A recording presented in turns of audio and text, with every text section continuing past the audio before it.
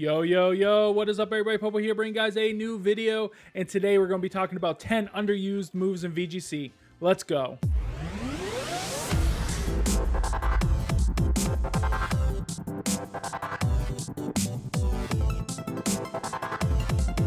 Welcome, everybody, and today we're going to be talking about some underused moves in VGC. These are just moves that I think are relatively good and could have some usage in the current meta, but just aren't really seeing that usage at all. These are moves that I really like, and it might be a hot take list, but you know, we'll see how it goes. We'll see how it goes. But let's just get right into the list straight away. We have Mega Horn. I think Mega Horn's a really good move. It's a bug move, the strongest of the bug moves, and there's a lot of things that are actually weak to the bug moves right now. It does a lot into the dark Pokemon, also into the Ogerpon Wellspring. And even though it's resisted, it still does a ton of damage to something like Fluttermane if you're using it on the right Pokemon. Now, the distribution of this move isn't very good, and that's why it's not really seeing any usage, I think. I think if it was on a better Pokemon, we might see it more often, but yeah, it even does a bunch into Incineroar. It does a bunch into something like that Urshifu Dark, which is super, super popular right now. So I just really think Mega Horn could see some more usage if it was just on something good, but it's not. So we're not really seeing it, but I really like it as a move, and I'm partial because bug type is my favorite type. So number 9, we have Feint. Feint is really good. I can see this on something like Smeargle. We've seen this in the past on Smeargle. It just breaks those protects, allowing you to attack through. It's really good with something like Fluttermane, and it also can break focus sashes on things like the Urshifu Dark, allowing your faster Fluttermane to knock it out in one hit. I think this could be a move that gets used when restricteds are allowed as well, because there's going to be a lot more pivoting and just protecting to stop your Pokemon from fainting. So I think this move could see an increase in usage, especially if Smeargle keeps going up. Right now we're seeing a lot of upper hand Smeargle, but maybe upper hand gets replaced by this move, and then we can just start seeing a lot of useless protects. And who doesn't like making any of their Pokemon an Urshifu? Just saying. It just doesn't work against Ghost type, so you gotta keep that in mind against Fluttermane and stuff like that. But you can kind of make, with this, you can kind of make a whole team of Urshifus. So, yeah, that's always fun. Number 8, we have Low Kick. Low Kick does a lot of damage to heavy Pokemon. There's a lot of heavy Pokemon in the meta right now. Gouging Fire, Raging Bolt are 2 examples. This also does really good damage into Urshifus. Especially Urshifu Dark, where her hit's super effective. And pretty good Pokemon get this move, including something like Tyranitar. So you could use this with Tyranitar. You know, if you got a good Terra type on that Tyranitar, you can just do a ton of damage and kind of kick back, I guess, for lack of a better term, against these Dark Urshifus that would otherwise knock you out. So maybe like a Fairy Terra type or something like that. And it also, you know, the Sand breaks the focus sash, so it could be something that could be used on that Tyranitar. Otherwise, I don't know too many Pokemon that get it that are super, super useful that already don't get, you know, like close combat or something like that. That would be more useful in more situations. But I think Low Kick could be good again. These Paradox Mons are so heavy. Just kick them. It even does good damage. Anything that one-shots Fluttermane, essentially, this thing does good damage to. So, you know, Iron Hands, just saying, it does really good damage to him. So yeah, so number 7, we have Coaching. I think Coaching is super underused. Howl is really, really good, but Coaching is just better because it gives you that defense boost as well. The problem is the limited number of Pokemon. There's only, I believe, 1 Pokemon that is not fighting type that gets it, and that is Iron Leaves. And if you haven't seen that video where I use Iron Leaves, please make sure you check it out, because that Iron Leaf set is insane, and it makes Iron Leaves look kind of good, but he's not that good. But Coaching is really, really good. We're gonna get Zamazenta that also gets Coaching. Will it be used? Probably not. We got Urshifus that get Coaching, but you rather attack with your Urshifus. So, I mean, they can't protect around your Urshifus. It's not like you could predict to protect. Go for a Coaching and get an advantage that way, because you're better off just attacking. So, Coaching, really, really good, or super underused. could be utilized. I think it's good with body press Pokemon. Yeah. Next, we have number 6, and that's Nuzzle. So, Thunder Wave is really good, always has been really good, but it got nerfed to 75% accuracy. Nuzzle is a 20 base power, 100% accurate Thunder Wave, which is really, really good.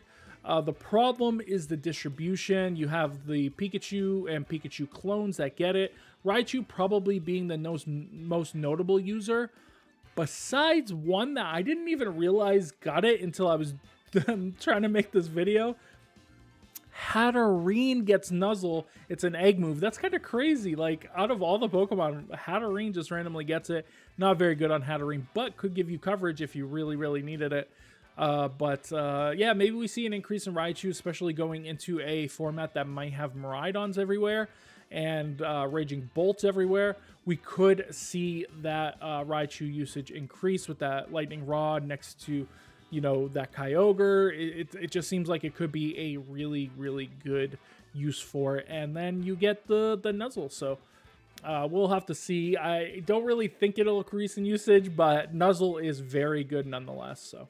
And going into number 5, we have Burning Jealousy. Burning Jealousy is super underutilized right now. It was really good in Dynamax formats because there was so many moves that did boost your stats, but now there aren't so many moves that do that, and the ones that do, like Howl, are increasing both of your opponent's stats, so you could theoretically get a burn on both of your opponent's Pokemon, except that the Gouging Fire is actually Fire type. But if you can force it into a Terrestrialization and you have an Incineroar with Burning Jealousy, then you could put a lot of pressure on a lot of your opponent's Pokemon.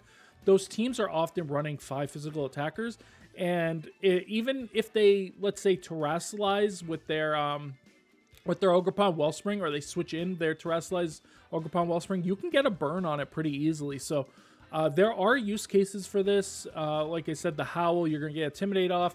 Plus the Howl, you'll just get burns on everything. It seems like it will be it should be pretty decent, but it's just not being utilized right now. Flare Blitz, of course, is the primary attack for the Incineroar because it does a lot of damage against stuff like Flutter Mane. But maybe Burning Jealousy could take priority going into the future formats. It does not count for the booster energy stuff, unfortunately, because that would make it even better, but yeah, it doesn't count for that, so it is what it is. Number 4, Scald. Everybody was so excited for Scald, then it came back and nobody's using it. The only time I've been scalded since it's been back was from Sinistcha. Like, that's the only Pokemon that I feel like uses it. I know Melodic gets it and a couple other Pokemon get it. One of those main Pokemon that get it doesn't use it because of the fact that it has a better water move, and that's Walking Wake. Because Walking Wake has the Hydro Steam, which just attacks in the sun, which is just better, though it doesn't have a secondary effect. It doesn't get its power decrease, so it's just better than Scald. So if you're going to use Scald, you might as well use Hydro Steam. Scald. It could be so good. It's really good against stuff like Incineroar. It could be good against Gouging Fire, too. If they do Terrestrialize, just like the Burning Jealousy, you can get burns onto it, so you can take advantage of that. If you're using on something like Melodic, it's going to get boosted up, and it's going to one-shot Incineroars, which is really, really, really good. But it hasn't really made an impact yet. I want to see somebody doing well with a Melodic, because I think Melodic could be really good, and I think it's really underutilized at the moment. So, but that's because there's 2 grass types on every single team. Like Rillaboom and something that can't be hit by Scald, so it's not the best for water moves right now, but I feel like it should still get some usage. But we are going into the top 3, and number 3 is going to be Fake Tears. Fake Tears is insanely good and super, super underutilized right now. I haven't seen anybody use Fake Tears. I got Fake Tears maybe once in like a million years, and that was it. And that was by a Whimsicott, of course, the best user of Fake Tears, but it just hasn't been around. With Flutter Mane, this thing is insane. If you go Booster Energy Flutter Mane, you know, you're really, really fast. Or if you just go for the Sun and then you have the choice specs next to the Fake Tears, like, you're one-shotting a lot of Pokemon. It does not affect some of the Pokemon that maybe you would want it to, and that could be why the usage is kind of low. and that is like Urshifu and Incineroar.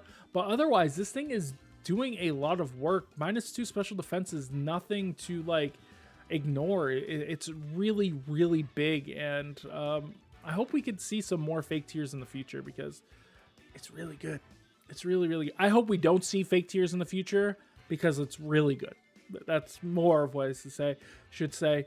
And with the restricted formats and Whimsicott getting better with the restricted format, I think that we could see more fake tears next to, you know, the Miraidon, or we could see it next to that Kyogre or something. So I think we will see it. It's just not ready yet. And number 2, we got Electroweb. I know it's starting to be used by Raging Bolt, which is really good, but it'd be interesting to see this move used a lot more. I think Regieleki has a place again. I think it could come out.